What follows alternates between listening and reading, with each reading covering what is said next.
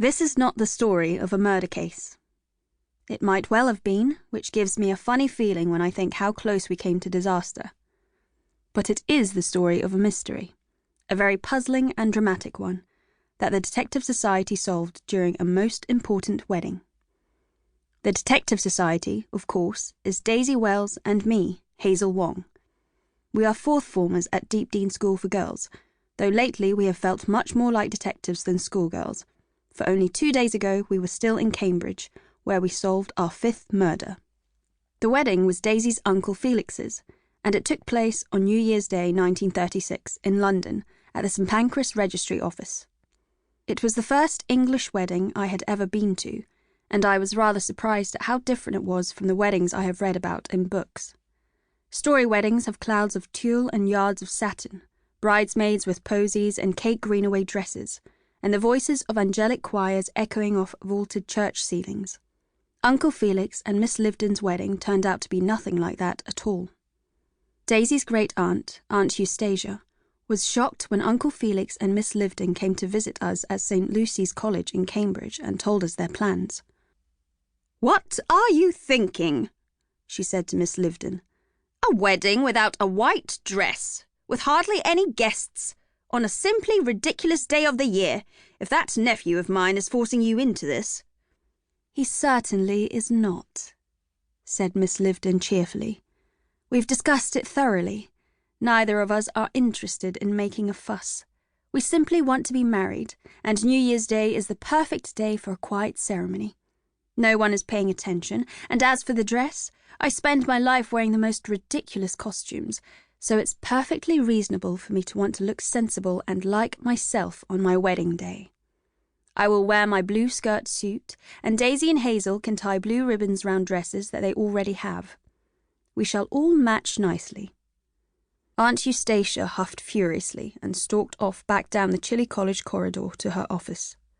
"I don't know what she's so upset about," said Daisy.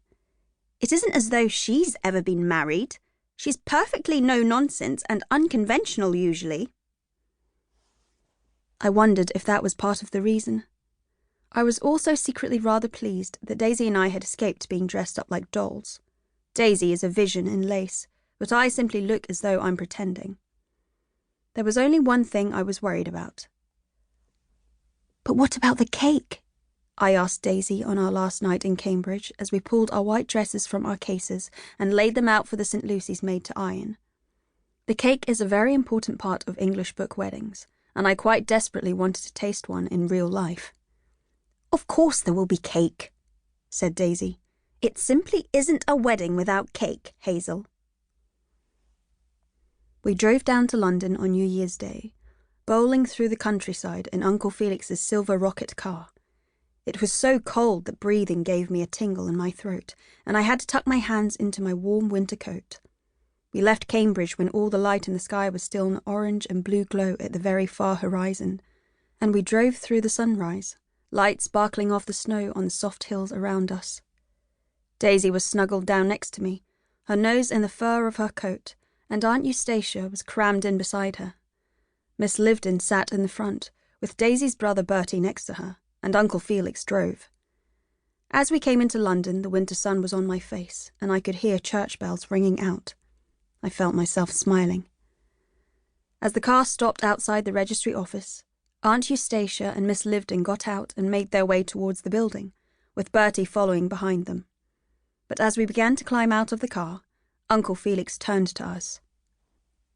"Daisy, Hazel," he said. "One moment, please. I have a job for you." "Collecting a bouquet, I suppose," said Daisy witheringly. "You know Miss Livden doesn't have one. Really, Uncle Felix, you haven't put any thought into this wedding at all." "The maid of honour is bringing the bouquet with her shortly, Daisy," said Uncle Felix. "And don't be so impertinent, otherwise I shan't give you this special job at all."